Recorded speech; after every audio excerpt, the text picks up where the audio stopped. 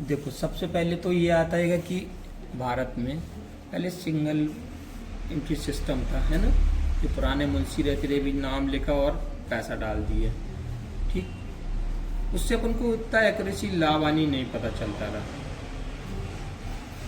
फिर ये हुआ कि लूकस पैसोली जो 1494 में, ये दिख रहा है 1494, ये थे इटली के, ओके।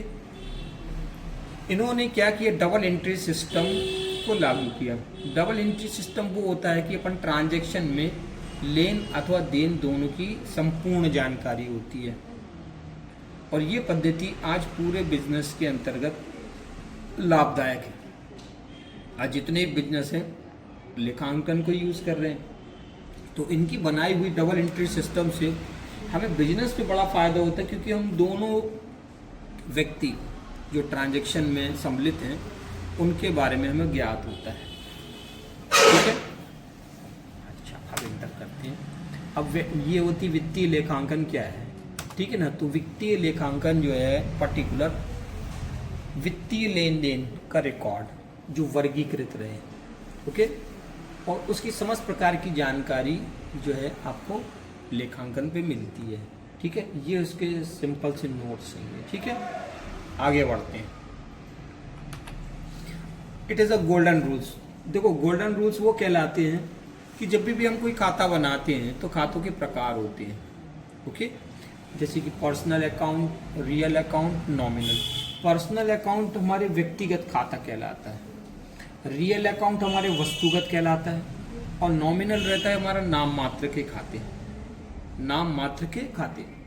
अब क्या होता है, पर्सनल अकाउंट जब हम बोलते हैं तो पर्सनल जो इंडिकेट करता है नाम से, नाम, ओके, नाम से। और रियल अकाउंट जो रहेगा पर्टिकुलर वो वस्तु और संपत्ति से संबंधित रहेगा, और नॉमिनल जो रहेगा इसमें आय व्यय जो रहेंगे लाभ और हानि होते हैं, ठीक है। ये इसका स्ट्रक्चर जो है ये आपको समझाने के लिए बनाया गया है ना।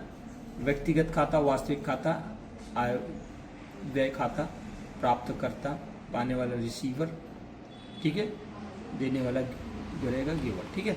ऐसे करके जो है ये खाते के प्रकार हैं। जैसे भी मैंने अभी आपको बताया कि जर्नल क्या है, तो इसका विश्लेषण भी कि व्यक्तिगत खाता नाम से संबंधित होगा, ठीक है। वास्तविक खाता जो रहेगा वो वस्तु से संबंधित रहेगा, और खर्चे व हानियां जो रहेंगी नाम मात्र खाते से रहेंगी, ठीक है। ये उसका जर्नल का फॉर्मेट होता है कि जब हम जर्नल को तैयार करते हैं, जो भी खतौनी है खाते को डालते हैं, तो यहाँ पर हम क्या करते हैं, जो भी ट्रांजैक्शन है उनका डेबिट वाला लिखते हैं, ठीक है। यहाँ डेबिट का पूरा नाम, जैसे आपने लिखा फर्नीचर अकाउंट्स, ओके, नीचे अपन ने टू दिया कैश अकाउंट, नरेशन में अपन ने शॉर्ट इन्फॉर्मेशन डाल दिया, यहाँ डेबिट की राशि वहाँ क्रेडिट की राशि लिखी जाती है, ओके। जो राशि लिखी है वो डेबिट और क्रेडिट की। तो ये जर्नल का आपका फॉर्मेट हो जाता है, ठीक है ना। ये इस तरह नेम होगा, ठीक है। और ये जो प्रारूप है, प्रारूप दिनांक डाली जाएगी, ठीक है। ये दिनांक है, पर्टिकुलर है, लेजर फोलियो है, ठीक है। उसका ये विस्तृत आपको विश्लेषण जानकारी है कि दिनांक में कॉलम आएगा, पर्टिकुलर के अंतर्गत अपने पास जो भी विशेष है उसको लिखा जाएगा, व्याख्या नरेशन के अंदर शॉर्ट इन्फॉर्मेशन, लेजर फोलियो के अंतर्गत अपन पेज क्रमांक डालते हैं, डेबिट की राशि लिखते हैं और क्रेडिट की राशि लिखते हैं, ओके।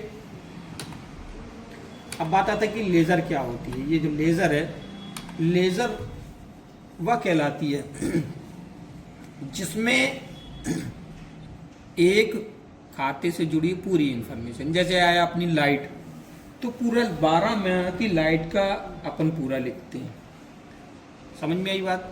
जैसे आपने लिखा फर्नीचर, तो all types of the furniture कि पूरे फर्नीचर की लिस्ट उसमें आएगी, सोफा, पलंग, ये दुनिया भर का टेबल है ना, कुर्सी, वो पूरा का पूरा।